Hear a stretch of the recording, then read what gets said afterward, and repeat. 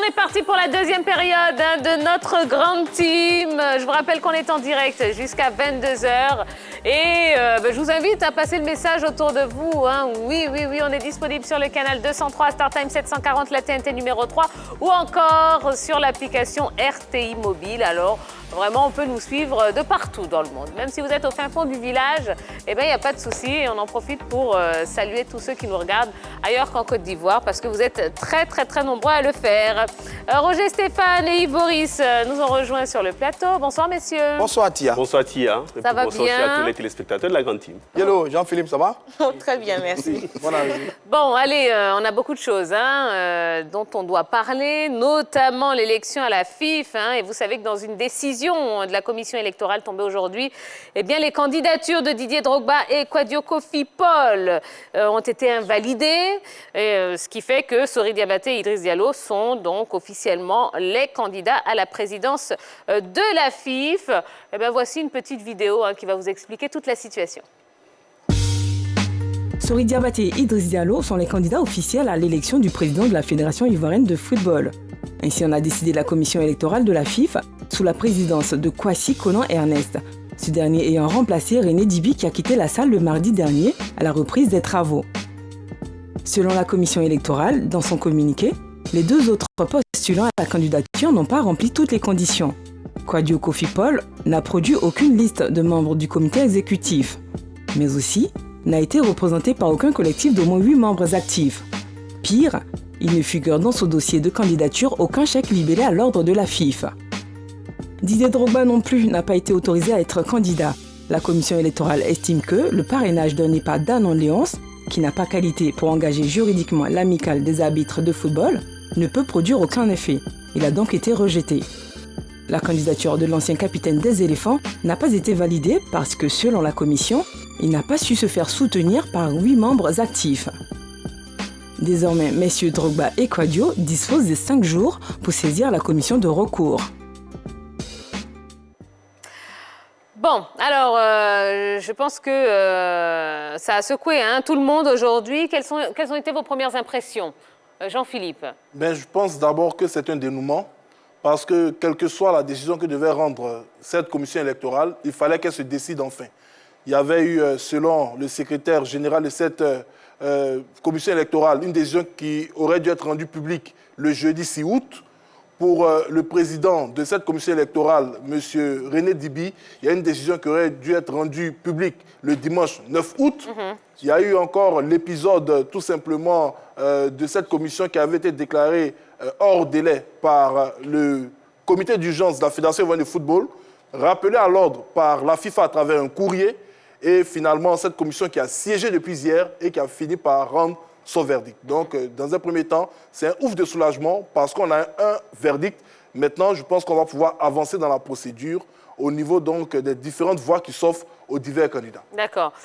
Yves Boris. Oui, je dis pas trop surpris. Pas surpris de la décision qui a été pondue par la commission électorale. On s'acheminait plus ou moins vers ça.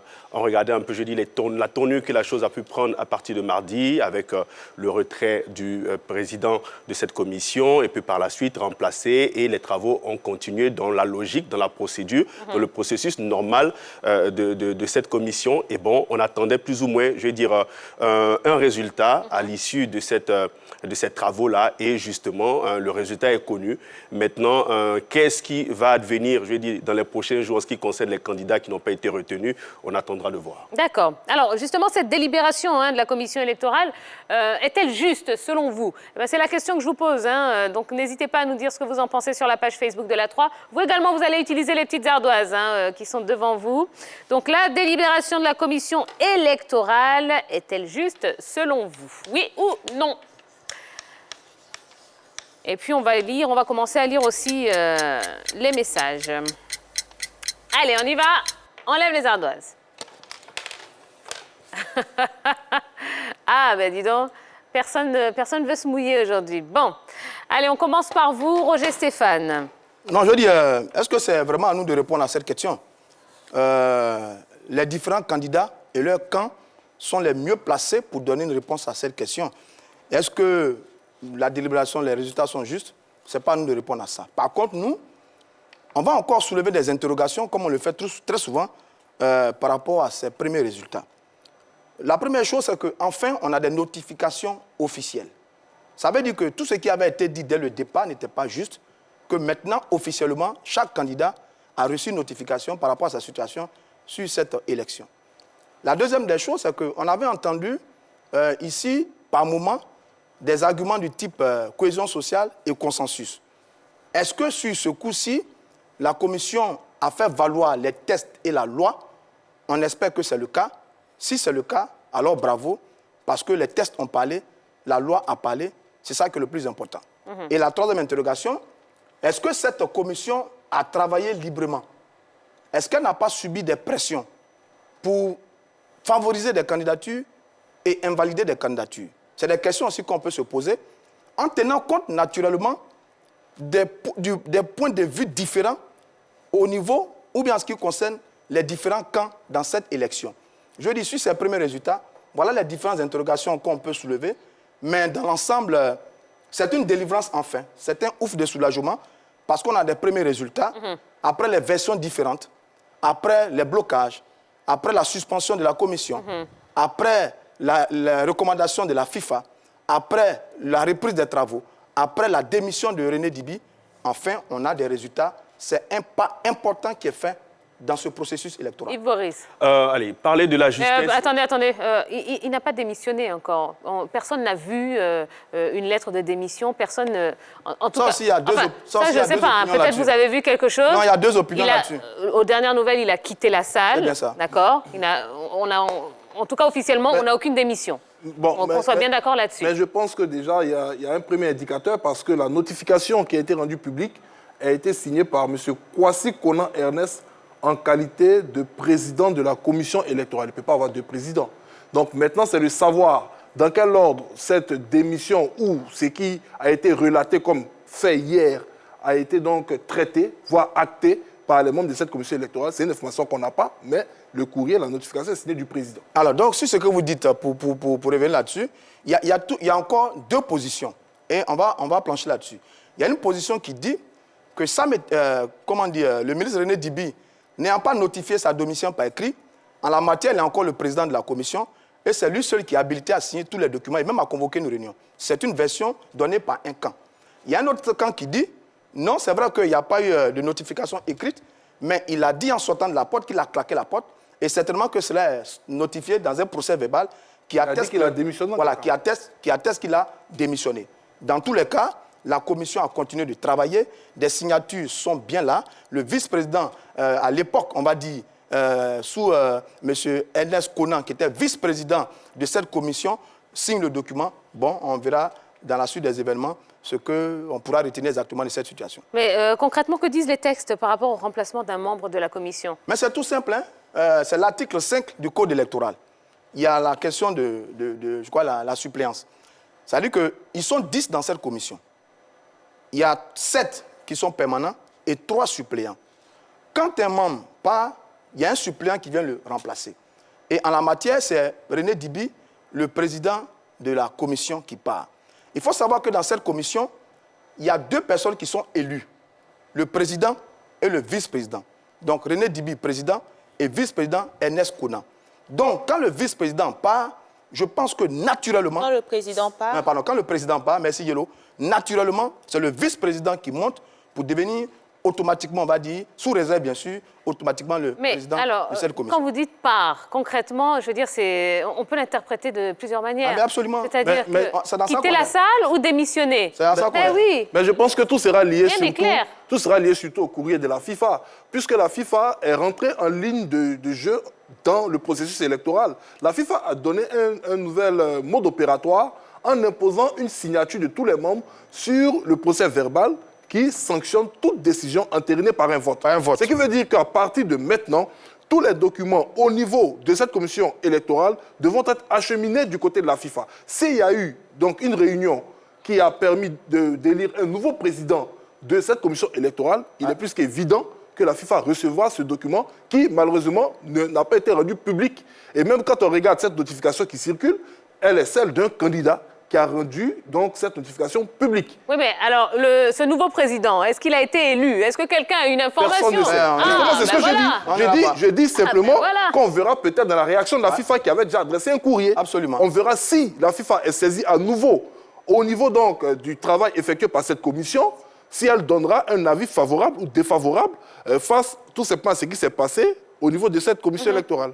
Allez, ce que je voudrais dire à ce niveau, c'est que nous étions dans un blocage et il y a eu beaucoup de dires autour de cette commission et de tout ce qui s'est passé. Je crois que pour clarifier l'idée et surtout la pensée du public sportif ivoirien, pour la démission, si vraiment il y a eu démission de la part du président de cette commission, René Dibi, je crois qu'il aurait dû avoir une notification, une lettre, une déclaration qui allait prouver effectivement qu'il démissionnait. Parce que remarquez que cette élection a fait couler beaucoup d'encre et de salive. Beaucoup de personnes se posent des questions. Je pense qu'il fallait aujourd'hui enlever tout doute dans l'esprit du public sportif ivoirien. Donc vous aurez souhaité que le courrier soit rendu public. Que le courrier soit rendu public. Cette commission doit travailler avec un devoir de réserve.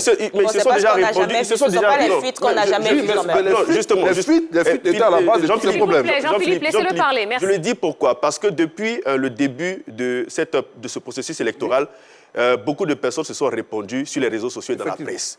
On a bien vu même d'ailleurs que certains membres de cette commission se sont répandus dans la presse pour expliquer un peu comment les choix se sont faits. Donc je crois qu'il faut continuer dans cette veine, dans la mesure où le public sportif ivoirien est très attentif à tout ce qui se passe. Raison pour laquelle je dis que cette démission, si elle est vraie, elle devait être notifiée, soit par une lettre ou bien, je dis, par une déclaration qui allait enlever tout doute dans l'esprit du public sportif ivoirien. Mais et puis, je pense qu'on aurait bien compris, et puis on aurait avancé dans ce processus, et on aurait... J'ai dit que les gens auraient pu accepter tout de suite ce résultat, cette décision qui a été... Et il y aurait eu moins d'interprétations autour du départ de M. Dibi.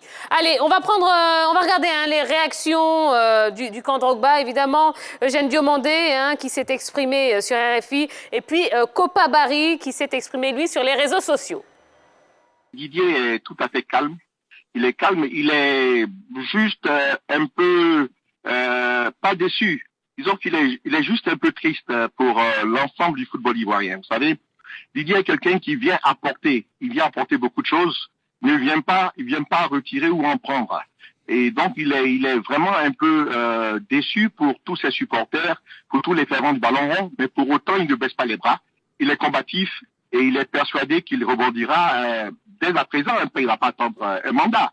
Parce que pour nous, cette décision de cette structure, c'est pas la commission indépendante électorale qui a pris cette décision. C'est une sorte d'armée mexicaine, composée de manière hétéroclite, qui a pris la décision et elle n'a pas été convoquée dans les normes dans la mesure où le président René Dibi reste le président, il n'a pas démissionné. Donc il y a un problème de convocation, de quorum, et puis il y a une première décision qui a été prise. Donc, la Commission nationale elle-même a déjà vidé sa saisine. Donc, je ne sais pas à quoi rime cette nouvelle décision qui a été illégalement convoquée avec une structure qui a été illégalement convoquée. Donc, pour tout vous dire, Didier est serein. Nous allons en référer donc à la FIFA, voilà, comme le permettent les textes, et puis nous allons attendre sereinement.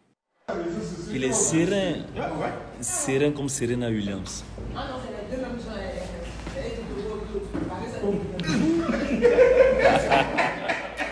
Bon, alors, à la reprise des travaux, mardi dernier, le secrétaire général Samé Tiassé était absent pour cause de Covid-19. Mais quand on regarde justement en bas du communiqué de la commission électorale, on voit bien sa signature. Comment est-ce qu'on peut expliquer ça? Mais quand on regarde tout simplement au niveau de la notification, la dernière page a donné le nom des personnes qui siégeaient. Et donc, au niveau de cette liste des personnes qui ont siégé, il n'y a pas le nom du préfet hors grade, M. Sam Etiassé. Et là, je rejoins Yves Boris qui disait simplement que dans les travaux, il fallait avoir une communication pour permettre à tout le monde d'avoir une certaine visibilité sur ce qui s'est passé. Donc là, on sera purement dans le cas des suppositions et des spéculations. Il est statutaire pour signer les notifications. Il a signé les notifications. Comment cela a été possible? En n'étant pas dans tout simplement la salle où s'est tenu les travaux, est-ce qu'on lui a porté la documentation à son domicile? Voilà, c'est tout simplement la question que nous sommes en droit de nous poser. Néanmoins, sa signature est bel et bien apposée sur le document de notification. C'est aussi la grande question qu'on se pose. Est-ce qu'il est revenu de cette maladie? Est-ce que c'était vraiment aussi parce qu'on avait prétexté, moi je dis prétexté parce que rien n'est sûr qu'il avait vraiment cette maladie, le Covid. Pas prétexté, puisqu'on a eu l'information. Oui, on a eu l'information. Bon, le conseiller lui-même aussi ne s'est pas prononcé là-dessus. OK, on passe là-dessus, mais il est clair qu'il a signé. Il a signé ce procès verbal. D'accord. Maintenant, moi, je me dis, la suite, ce sera quoi?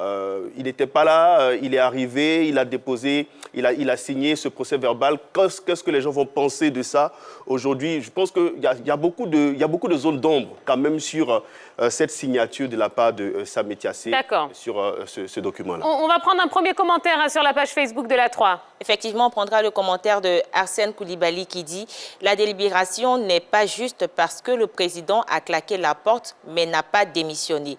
Dans les décisions ne pas être prises, dans les décisions qui ne sont pas prises sans le consentement du président. C'est dommage, ça ne sent pas bon du tout. » Non, je veux dire, sur le préfet Sam Etiassé, je ne sais pas trop, je ne connais pas son bulletin de santé, donc je ne vais pas m'attarder là-dessus. Mais je crois que sur la signature des documents, il y a deux signatures, on va dire, prépondérantes. Celle du secrétaire général et celle du président. Et d'ailleurs, c'est ce qui avait fait blocage sur les premiers éléments, parce que M. Sam Etiassé avait refusé donc de signer un document qui, selon lui, n'avait pas respecté les normes, qui n'a pas tenu compte des tests de la FIF pour prendre un certain nombre de décisions. Donc, deux signatures importantes, dont celle de Sam Etiassé. Par contre, sur les vidéos là, j'ai été très heureux de voir que dans le camp Drogba, on est serein. Ça, c'est très bien. Ça veut dire qu'ils sont dans une très belle posture, ils ont un mental de fer, c'est très bien, et ils sont encore donc dans la possibilité, comme ils disent, de saisir certaines institutions par rapport à leur situation. Ça, c'est très bien. Restons sur Sam Etiassé, s'il vous plaît, Roger. J'ai déjà répondu à Sam Etiassé. D'accord, donc on va écouter quelqu'un d'autre. Yellow. Je suis quand même surprise parce que pour ce qu'on a appris, M. Sam Etiassé souffrait du coronavirus.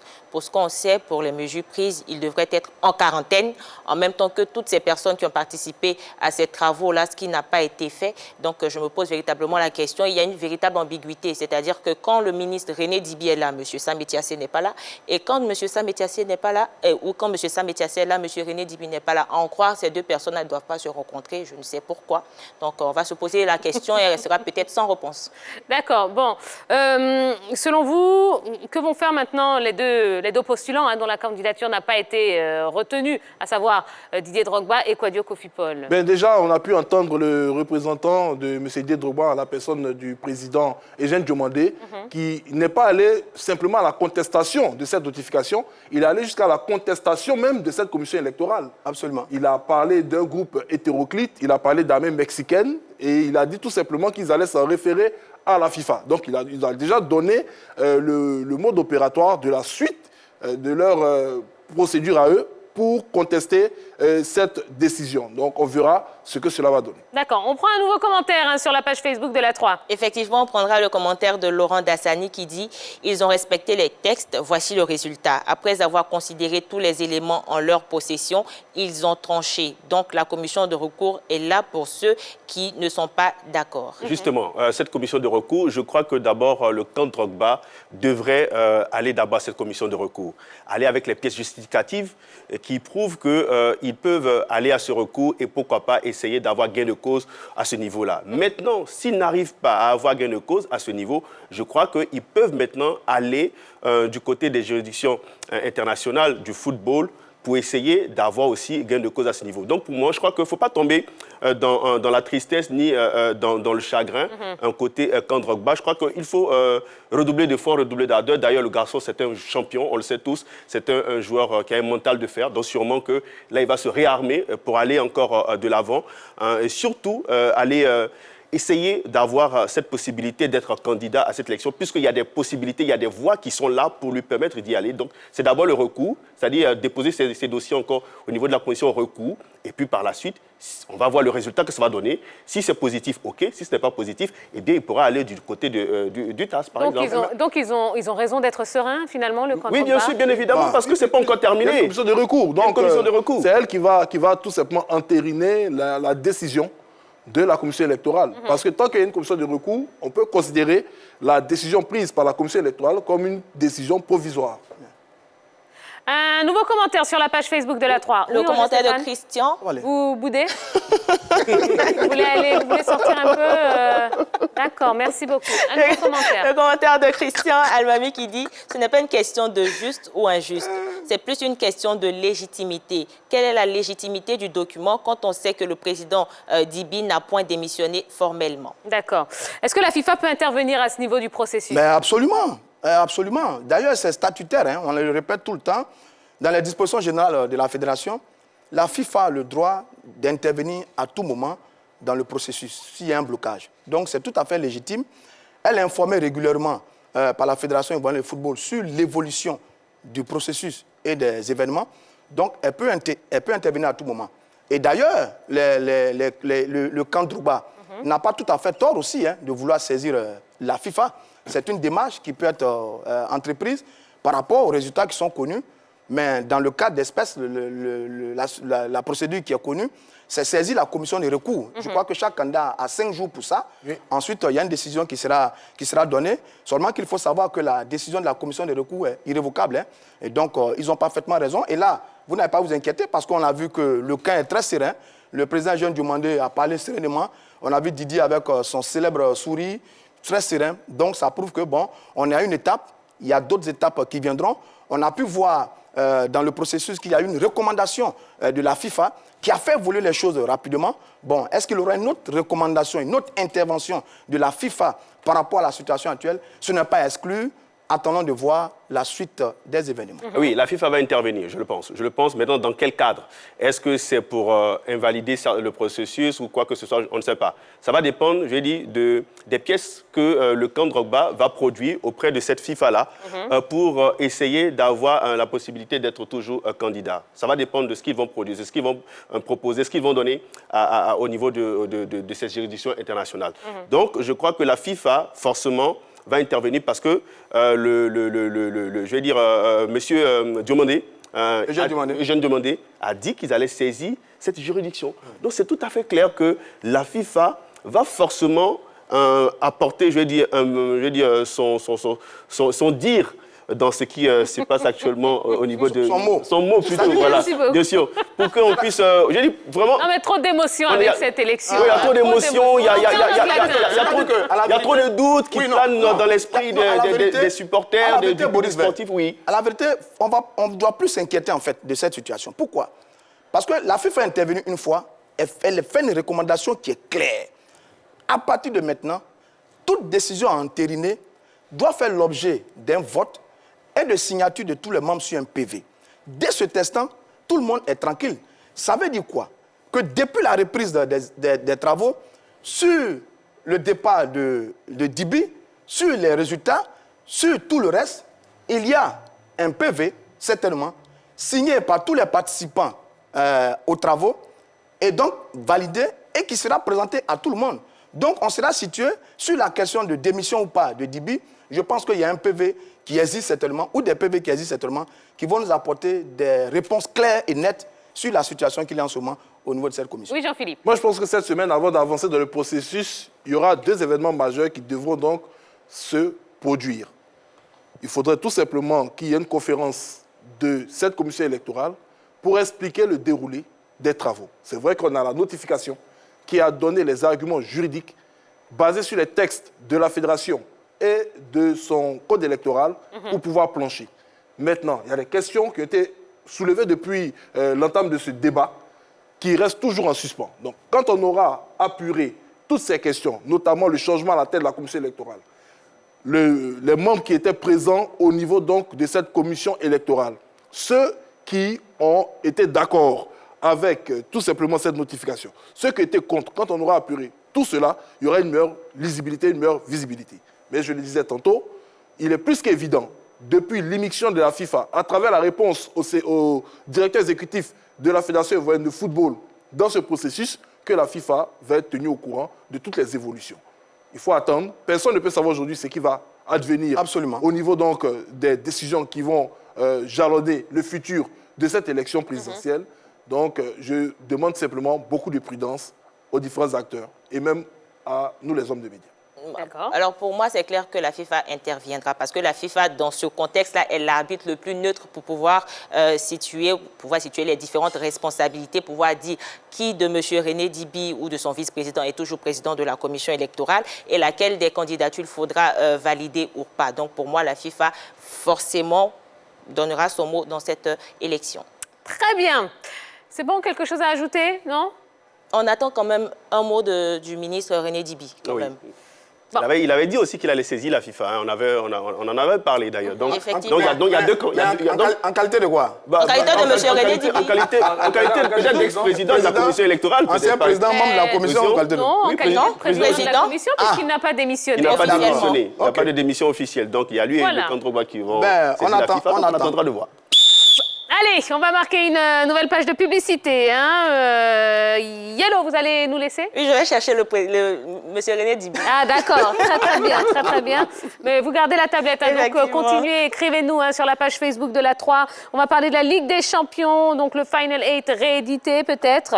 PSG, les adieux de Thiago Silva et puis un mot hein, de NBA. La NBA qui est en grève en ce moment, on vous explique tout dans un instant, alors ne bougez surtout pas.